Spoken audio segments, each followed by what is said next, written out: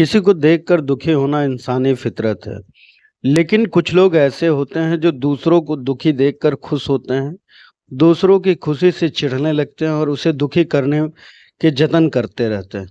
इस तरह के टॉक्सिक लोग किसी की भी जिंदगी नर्क बना सकते हैं। इन लोगों की समझने में और डील करने के लिए टॉक्सिक लोगों के बारे में जानते हैं। इन दुनिया में हर शख्स परेशान रहता है। परेशानी की वजह कई बार खुद की समस्या होती है, तो कई बार ऐसे लोग भी होते हैं जो दिक्कत पैदा करते हैं। कभी अपने शब्दों से तो कभी अपने कामों से। ऐसा लगता है कि उन्हें दूसरों की परेशानी में देखना या दुखी देखना अच्छा लगता है, जैसा कि वे दूसरे के दर्द को एंजॉय कर रहे हों। ऐसे लोगों को आम बोलचाल की भाषा में टॉक्सिक कहते हैं। कई दफा तो किसी इंसान को पता ही नहीं होता है कि वह टॉक्सिक बन गया है। जिंदगी को खुशहाल बनाने के लिए टॉक्सिक लोगों के बारे में जानना बहुत ज़रूरी है। ऐसे दूर लोगों से दूर रहने के लिए कुछ बातों को समझना ज़रूरी है। अपनी ज़िंदगी में दूसरों का दखल कितना हो, यह तय होना ज़रूरी है। सीधे कहें तो अपनी ज़िंदगी का रिमोट दूसरों के हाथों में ना जाने दें। अगर बाउंड्री बनाना आसान ना हो, तो इस कान से सुनना और दूसरे कान से निकालना सही है। यानी बोलते रहो, मुझे कोई फ़र्क नहीं पड़ता। परिवार में कोई शख्स अगर हर वक्त कमियां, नाकामियों पर फोकस करता है, तो समस्या की जड़ तक पहुँचे। कई बार चीज़ें सामूहिक तौर पर कही जाती हैं, जैसे सोशल मीडिया पर। ऐसे बातों को पर्सनली लेना सही नहीं है। जहाँ पर नो कहने की ज़रूरत हो, वहाँ हर बातों को टालना या कुछ ना बोलना सही नहीं होता। अगर गुस्सा बढ़ गया है, दूसरों की बातों को सुनने की क्षमता कम हुई, तो टॉक्सिटी बढ़ने के लक्षण हो सकते हैं। थोड़ा बहुत टॉक्सिटी या नेगेटिविटी सभी में होती है, लेकिन वह दूसरों के शब्दों से या स्वभाव से नुकसान ना पहुंचाए तो कोई दिक्कत वाली बात नहीं। कहते हैं कि the best way to respond to a toxic character is not responding. सीधे शब्दों में टॉक्सिक लोगों की बातों पर ध्यान ना दें। खुद टॉक्सिक हो, इस चीज को कैसे समझे? जब बात बात पर गुस्सा आए, दूसरों की बात सुनना ही ना चाहते हो, अपनी उपलब्धियों को इतना बढ़ाकर सुना दे कि सामने वाले को छोटा होने का एहसास होने लगे। रिश्तेदार और बच्चे, अ, दोस्त भी जब दूर जाने लगे तो दूसरों को दुखी देखकर खुश होने लगे, तब आपको सोचना चाहिए कि मेरे अंदर टॉक्सिटी बढ़ रही है या नेगेटिविटी बढ़ रही है।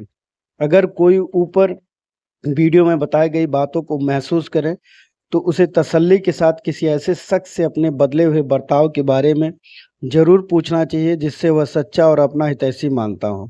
अगर फिर भी संतुष्टि ना मिले तो उससे साइकोलॉजिस्ट की मदद लेना चाहिए। अगर एक साइकोलॉजिस्ट की काउंसलिंग में फ़ायदा ना हो तो दूसरे के पास भी जाना चाहिए। मुमकिन है कि पहला साइकोलॉजिस्ट इसकी परेशानी को ना समझ पाया हो। घातक लोगों को कैसे पहचान करें? ऐसे लोगों के साथ वक्त बिताकर अमूमन अच्छा नहीं लगता। ऐसे लगता है कि जैसे टाइम बेकार किया और अपनी एनर्जी का नुकसान भी किया है। इसलिए इन्हें एनर्जी वैम्पायर भी कहा जाता है।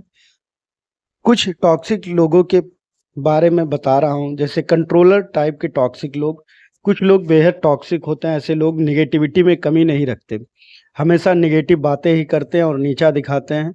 सोच ऐसी होती है कि अपना काम बनता और भाड़ में जनता। ये जुगाड़ू होते हैं और काम निकालने के लिए खूब झूठ बोलते हैं। स्वार्थी तो सभी होते हैं, लेकिन इतना नहीं होना चाहिए कि उससे दूसरों को नुकसान हो जाए। ये आत्ममुक्त यानी नार्सिस्ट होते हैं। दूसरों को काबू करने में लगे रहते हैं, दूसरों के मान सम्मान की परवाह नहीं करते, उनकी वैल्यू नहीं करते, अपनी गलतियों का ठीकरा दूसरों पर अक्सर नहीं और हमेशा ही फोड़ते हैं। दूसरों को ठेस पहुंचाकर कमेंट करके अपना एंटरटेनमेंट करते हैं।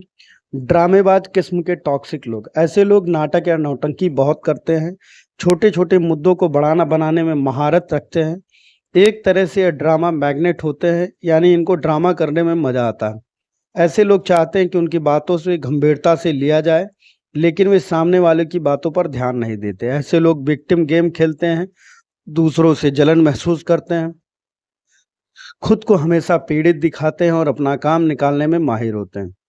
अंदर से अच्छे मगर जवाब टेढ़े या उल्टे, सामान्य सवाल का भी टेढ़ा जवाब देते हैं। अपने खाना खाया, इसका जवाब आएगा नहीं भी खाया तो मर नहीं जाएंगे, या तुम खाना देकर एहसान नहीं करते। आज किसी ने पूछ लिया कि ऑफिस में क्या हुआ, तो जवाब आएगा तुम्हें क्या फर्क पड़ता, तुम तो घर में रहते हो या रहते हो। ऐसे लोगों को कई बार अपने जवाब पर पछतावा होता है, लेकिन घमंड की वजह से माफ़ी नहीं मांग पाते।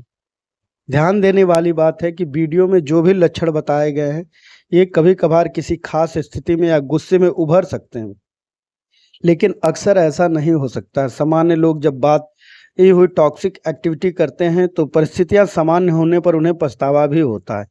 इसके लिए वो माफ़ी भी मांगते हैं, वादा भी करते हैं, आगे इस तरह की चीज़ें दोबारा नहीं होंगी, इसके लिए भी वो पश्चाताप करते हैं।